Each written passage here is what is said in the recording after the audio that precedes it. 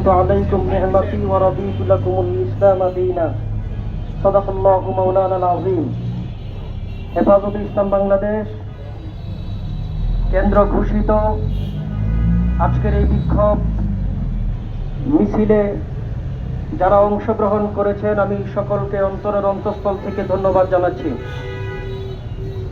আমাদের কথা পরিষ্কার, বাংলাদেশের মানুষের রক্তে অর্জিত, মানুষের যেই স্বাধীনতা যুদ্ধে রক্ত দিয়ে স্বাধীনতা অর্জন করেছে, সেই স্বাধীনতাকে ক্ষুণ্ণ করবার জন্য কোনো পায়তারা যদি যে কোনো মহল থেকে করে, সর্বপ্রথম এই মাতৃভূমিকে রক্ষা করার জন্য হেফাজতে ইসলামের কর্মীরা রাজপথে রক্ত দেওয়ার জন্য থাকবে। কথা পরিষ্কার, কে ভারতের এজেন্ডা বাস্তবায়ন করবেন আমাদের জানা নাই, কে আমেরিকার এজেন্ডা বাস্তবায়ন করবেন আমাদের জানা নাই, জানার দরকারও নাই।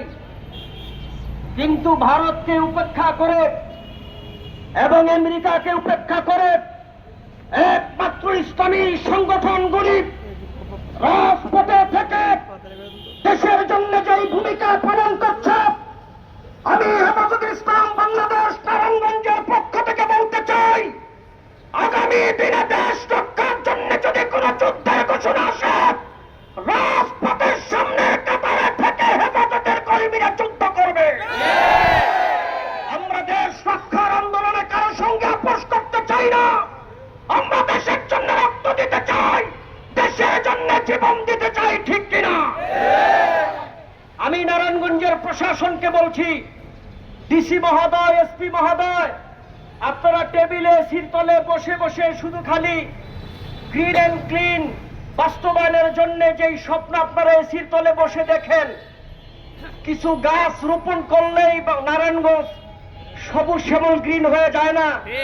আপনি কাদেরকে দিচ্ছেন গাছ? প্রতি বছরই তো গাছ আসে, প্রতি বছরই তো নারায়ণগঞ্জের জন্য বাজেট আসে। কাদেরকে ছবি তুলে এই দায়িত্ব দিচ্ছেন?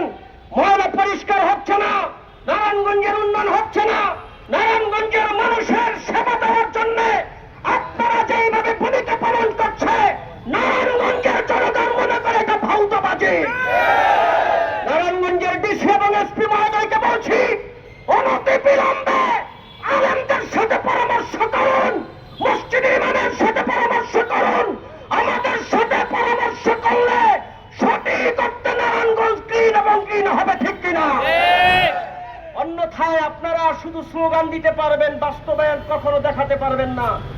আমি আপনাদেরকে ধন্যবাদ আবারও জানাচ্ছি, যারা আজকের এই বিক্ষোভ মিছিলে অংশগ্রহণ করেছেন, যারা আজকের এই মিছিলে অংশগ্রহণ করেছেন, আমি প্রত্যেককে অন্তঃস্থল থেকে ধন্যবাদ জানাচ্ছি। আমি প্রশাসনের উদ্দেশ্যে বলতে চাই, আমি অন্তর্বর্তীকালীন সরকারকে বলতে চাই, অনতি বিলম্বে আমাদের মামলা প্রত্যাহার করুন, আর না হয় দাবি কিভাবে আদায় করতে হয় হেফাজতে ইসলামের জানা আছে। সারা বাংলাদেশে প্রতিটা জেলায় আজকে বিক্ষোভ মিছিল হয়েছে, ঢাকা মহানগরের দিকে বাইতুল মোকাররমে মিছিল হচ্ছে, এবং নারী সংস্কার কমিশন দ্রুত বাতিলের আহ্বান জানাচ্ছি, এবং আমাদের যে সমস্ত দাবি, এই দাবিতে একাত্মতা ঘোষণা করার জন্য আমি আহ্বান জানাচ্ছি। এই বলে আমি আপনাদের সামনে থেকে আজকে বিদায় নিলাম। আসসালামু আলাইকুম ওয়া রাহমাতুল্লাহি ওয়া বারাকাতুহু। সকল দুরূদ শরীফ পড়ি। আল্লাহুম্মা সাল্লি আলা মুহাম্মাদ ওয়া আলা আলি মুহাম্মাদ কামা সাল্লাইতা আলা